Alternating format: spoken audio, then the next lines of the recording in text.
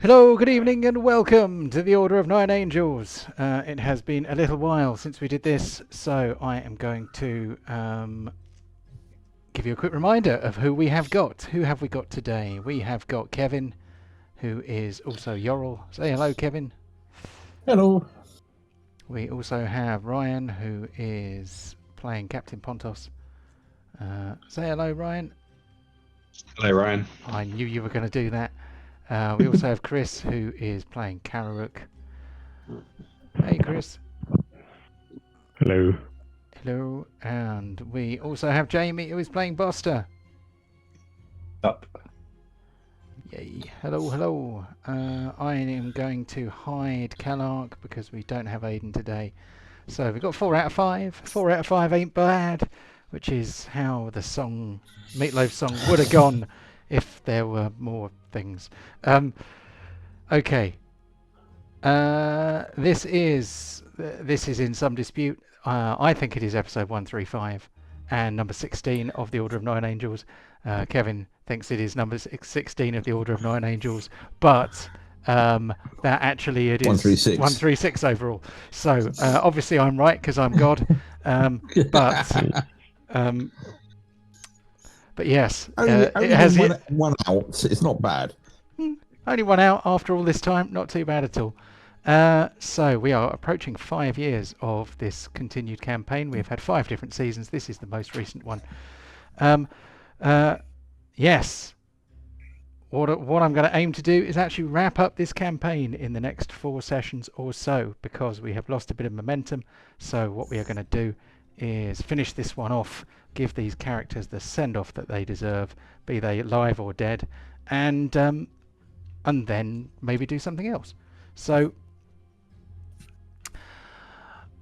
the first thing that we normally do is have a bit of a recap to remind us what has gone before, and since only one of the players actually usually makes any notes, that will probably be Kev. So, but if anyone else wants to have a go, then please do jump in. No, obviously not. So, right, we've been traipsing through the Anarok Desert, just trying to find a magical quiver. Go back a little bit further. But anyway, it's there somewhere. Yeah, the Ashen Quiver. I knew it was there. And we've been come across a couple of times these weird, strange, otherworldly creatures that have got flowers for heads, but are quite nasty. And there was a bit of a big fight by a huge crater that we wanted to investigate. There was a big fight. We just about stopped the largest one of these things from dropping Armageddon on us at the literally last moment with as we were about to drop a meteor swarm. Eventually we got all of those, went down into the crater, got the quiver, and then there was a bit of discussion between Margot and Buster about who should have this quiver and get said title from the gods. Yes, indeed. So I had this really clever idea that we were going to do like a play-by-post in downtime for the duel of the Rangers, and the idea there. I keep kind of cutting. Everyone keeps cutting in and out for me now. It's a bit annoying, but hopefully we will get some kind of sensible recording out of this. I don't know if I'm cutting out for anyone else. Can you guys hear me? No, hold it 5 for me. Okay. That's fine, yes.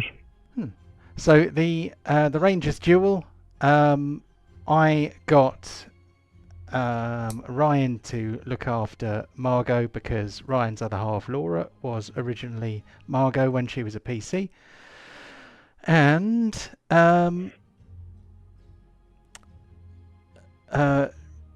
I was going to get Jamie to do some dice rolling and stuff as well, but I didn't get any dice rolls from him, so I did some for him. Sorry, Jamie. That's fine. I got swept up in work and I completely forgot about it. That's fair enough. You people with your work ethics, doing work instead of playing games. What's wrong with you? Anyway, the Duel for the Ashen Quiver. I am going to read this out. I got ChatGPT to interpret the dice rolls and a brief description of tactics and turn it into a blow-by-blow account of the duel between Margot and Boster. So I'm going to quickly read through. So round 1, the opening gambit. The knight folds around... Oh, wait a minute. I shall read the intro text first. The desert wind howls across the lips of the rift of the fallen sky, the vast crater shimmering with heat and ancient power. Below, the last motes of silver-white radiance fade, where the crimson dirks rested, the ashen quiver of the host eternal from its resting place. Now that same light coils faintly around 2 figures standing opposite one another in the dust. Margot, violet eyes shining beneath her green hood, stands tall and still as a carved idol. Her eagle circles overhead, crying once, a sharp territorial note, before spiraling higher. The faint curl of her lip suggests she already knows the outcome. Across from her, Boster, grey-furred and steadying himself against the shifting sands, draws a slow breath. His dark green hood tugs in the wind as he adjusts his stance, the oath bow in his grasp gleaming with quiet promise. A newcomer to the Dirks, but no less a hunter for it. Between them the crater yawns like an open wound in the world. The ashen quiver lies wrapped in cloth upon a stone, humming softly as though it too awaits judgment. The air tenses, the rest of the Dirks gather in a loose semicircle, silent, watching. Only one can claim the mantle of the Hunter of the Edge of Twilight. The Hunter at Twilight's Edge is what it's supposed to be. I don't know why it's reordered the words there. Only one will earn the right to bear the celestial relic. And so the challenge begins. The duel for the ashen quiver. The night folds around Margot like a lover. One heartbeat she is there, the next she melts into a violet haze. The only sign she still exists is the ghost prickle at the back of Boster's neck. She appears behind him, an arrow held sideways at his throat as she whispers, "Want a duel, bitch?" This dialogue came from Ryan, by the way. A sharp kick knocks his knee out from under him. Boster yelps, flails, and very nearly fires his oath bow straight upward in sheer panic. His arrow arcs into the sky, landing somewhere behind him with a sad little thunk. The Dirks collectively wince. So Margot won that round. She got a 17. Boster got a 2. Round 2. Round 2, arrow storm reversal. Margot vanishes again, snatching up her bow. The arrow with carved prettily into its shaft and looses it with practiced contempt. But tonight, the twilight has chosen its hunter. Boster rolls sideways just as her arrow hisses past his cheek. Not only does he avoid shooting himself, he actually nails a perfect shot. His oath bow thrums, guiding his hand with uncanny precision. The arrow whistles across the sands and shatters the stone Margot had been using as cover. A cloud of green fabric erupts from the blast as she dives away, cursing in Elvish. So the round winner was Boster. He rolled a natural 20, and Margot got a 6 for that one. So flawless comeback there. Round 3, chaos and misfires. Margot attempts another smoky teleport stride, but something in the rift's strange winds interferes. The violet haze fizzles mid-step, depositing her carelessly face first into the sand. Her bow goes skittering. Her eagle lets out a sympathetic but confused screech. Boster aims to capitalize, but flinches at the memory of the one time he shot himself in the foot. His hesitation spoils the shot, and the arrow clatters harmlessly off a nearby boulder. They both stare at each other. They both know that this was embarrassing. So, technically, a win for Boster, but not a good one. A win is a win. Okay. round 4, trading shadows and shots. Back on her feet, Margot wipes sand from her lip and fires twice in rapid succession. Smooth, efficient, deadly. Boster darts between spires of shattered rock around the rift's edge, each arrow grazing closer than he'd like, one tugging a tuft of fur from his hood. He returns fire, an angled shot that ricochets off a stone and forces Margot to dive flat. She avoids the hit, but barely. It's tight, it's tense, both hunters shine. By a whisker, Boster pulls ahead. Margot got an 11, Boster got a 12. In the one before, of course, when Margot ended up face planting, I forgot to say the numbers, Margot got a 1, Boster got a 9. Final round, Twilight's Choice. Margot circles, movements flawless once more. The fading light catches her hair, turning its motion gold as she draws her final arrow. Her voice carries through the night, dripping superiority. Let's end this, kitten! Her shot is exquisite, clean, elegant, deadly. It grazes Boster's arm, slicing a burning streak across his fur. But the tabaxi doesn't fold. He steadies his oath bow with a deep, shaking breath. One arrow, one chance, one destiny. He fires. The arrow thunks into the sand at Margot's feet, not harming her, but burying itself in the exact dead center of her shadow. A hunter's mark. The ashen quiver answers with a resonant hum. So round winner, actually Margot, 19 versus 13. But the will of the relic has spoken nonetheless. So Margot 2 rounds, Boster 3. A narrow win. The ashen quiver lifts in a swirl of ash-grey light, drifting towards Boster's hands. The eagle screeches in outrage. Margot's sneer sharpens to a razor's edge. Twilight chooses its hunter. And so, Boster is the hunter at Twilight's Edge, which is kind of what we hoped, because if he hadn't been, then, well, we'd have had an NPC instead of a player character. It might hit more accurately if it was. But I will have to pop somebody in this frame here. Hold on, I have not actually moved everybody. I only moved myself. There we go. So over here we have a couple of empty frames, one of which will be filled as soon as I get the opportunity to do it. So we know who the hunter at Twilight's Edge is. That means we've got 8 out of 9 of the 9 heroes of prophecy. The party are still by the crater's edge. I think I said I was going to get you some treasure. Margot, in a big huff, walks off into the desert on her own. Whether she will survive, who knows? Kellark lands gracefully on the sand next to the party.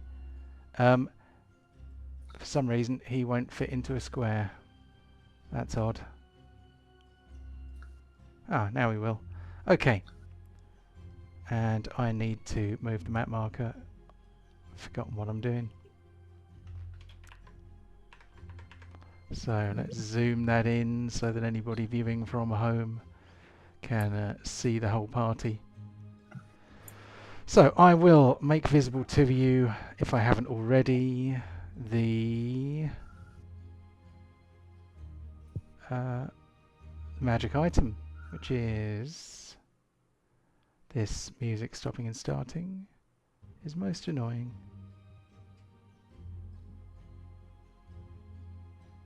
It should definitely be there. Why is it not? Relics of the 9 Angels.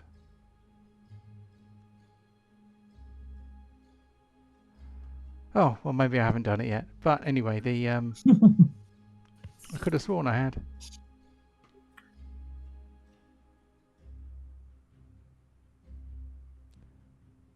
Okay. I've got some very dramatic music to accompany me as I try to find the thing that I could have sworn was here earlier. Weapons.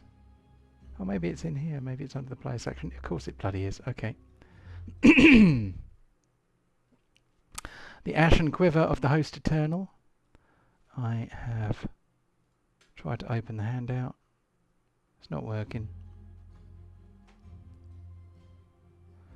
Maybe if I change the music to something else, it will stop doing this stop-start thing. There it is. Just took a while to open.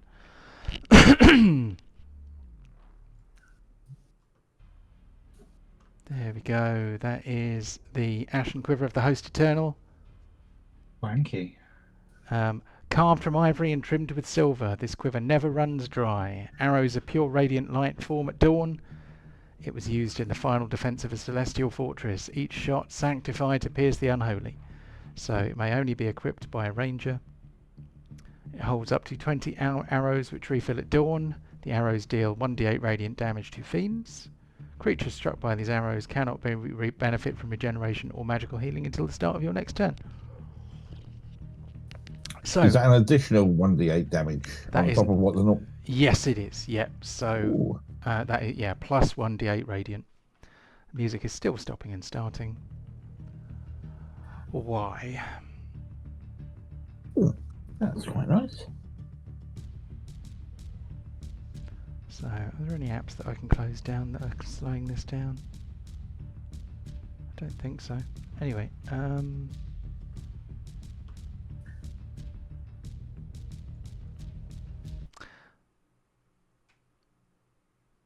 Now that's all been sorted, we have a choice. We can rest up here. I still have enough arcane reserves to have call up my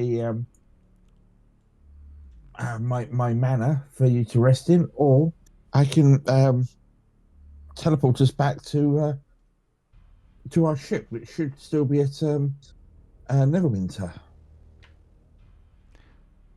not long are the words out of your mouth, and suddenly before you on the sand appears a black door. A door that you recognise quite well. Okay. I recognise it. Some of you recognise it quite well.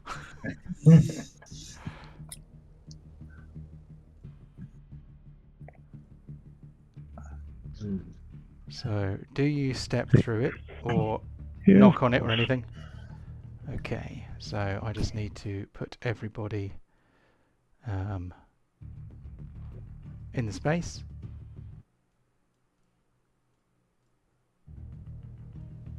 So we have an enormous party, in theory.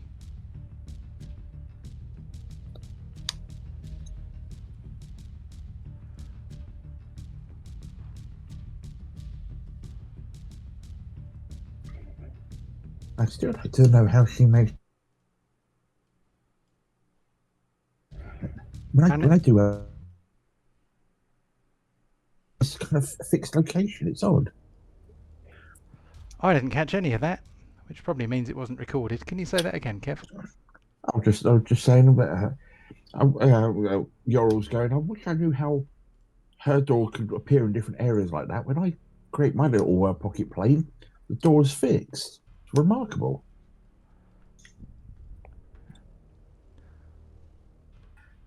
She's just sort of marveling at the arcane mechanics of it.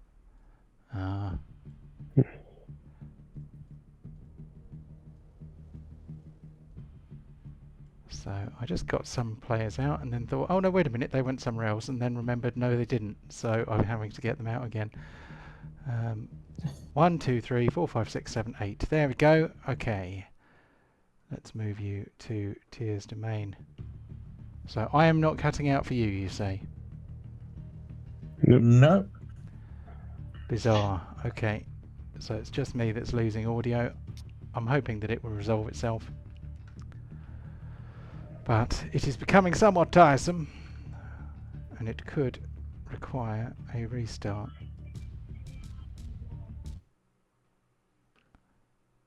Okay, so can you hear me even though I can't hear you? Yeah, I can hear you, mate. God damn it. Okay. So the party find themselves in the interdimensional space, which is, of course, the home of Tia the Succubus, who is a good and dear friend of the party. Is that a joke, or is she actually a friendly one?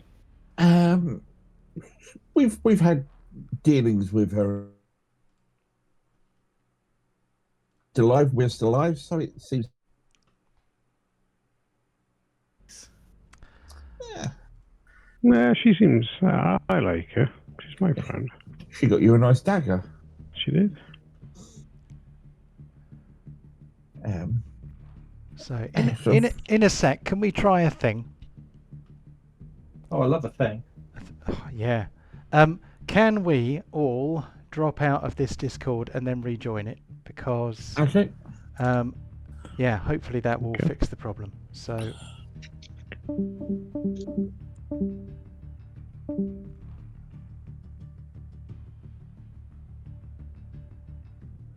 shit. Disconnect. There we go. No, get out. Ah.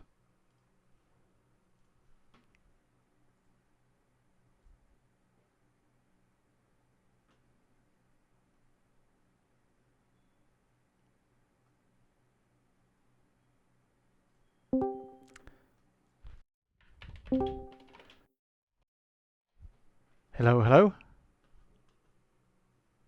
Can you hear me? Hello? Hello. Hello? Can you hear me? Hello.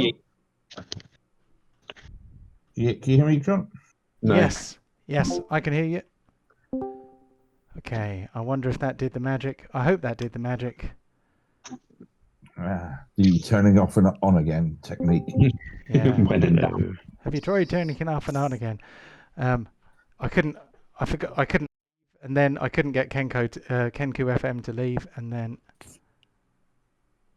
it was all fun and games. But hopefully,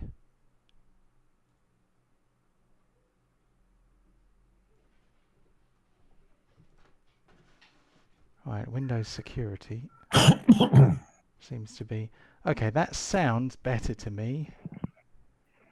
But I haven't tried the music yet. The music is the most obvious. The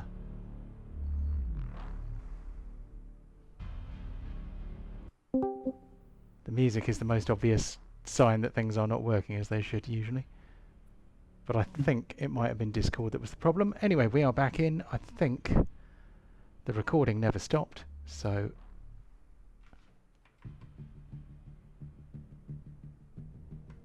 nothing seems to be going wrong at the moment. The problem may be solved. Okay, so Tia greets you. She says, "Oh, hello. It's the Crimson Dirks. All of you. Well, most of you. Margot did look like she was in a terrible huff. Did you upset her?" I did. Yes, I did. Well, I don't know. She was rather highly strung. She could probably have done with being taken down a peg or two. Yorl, sweetheart, darling, that spirit of yours. Here we go again. That spirit of yours, Zeraphor the High Arcanist, he was definitely holding back. If you could drag every truth from his soul, which you could do if you had the right tool, I'm sure you would learn everything you needed to know about Mythalars. Well, I wanted to try and obtain that information in stages from him. Sort of an individual like that, I didn't want to come on too strong. He would probably almost climb up on me. But if you think that might be the better way, I can look at it for you. Well, you know our friend Malsifer Dreadbane, the owner of the Devil's Emporium. Oh, yes. I think he's got something new in that might be really useful for that. But yes, I just think that spending years hunting down these artifacts in in a never-ending bloody fetch quest. It just seems like too much like hard work. If you had a Mythalar, I bet you could get the rest of them just like that. That'd be really good. I can't dispute your logic. Would make things a lot quicker and easier, I must admit. Yes, well, maybe we should give it a go. Do you remember how to access the Devil's Emporium? Yes, we had a lot of trouble last time, if memory serves me correct, just due to the trying to persuade the door to open. Yeah, it had to almost sweet talk the shop into existence. Yes, well, if you remember, it only appears to people who really desire to go there. And so, you have to really want it. And last time you seemed a bit half-hearted, if I'm honest. That's why it took a while, I think. Yes, it was a little bit embarrassing, I must admit, to be kept at bay from such a vast, arcane repository. I can imagine. For one such as myself, yes. But we do what we can. Well, do you really want to go there now? Well, if you think there is a way that I can obtain the knowledge for a Mythalar, that is so going to be since seeing one in the scrolls and the parchments, it's all I can think about, really. I tell you what, I think I might have to do a restart because I don't know whether it's recording any of this because, well, the bits where I keep hearing you cut out. So what I reckon I'll do is I will stop recording and then I will start again. So I tell you what, I'm going to completely restart everything. Can everybody drop out of Discord for a bit and then ready to go back in a sec? Okay. And See you in a bit. then see you in a bit.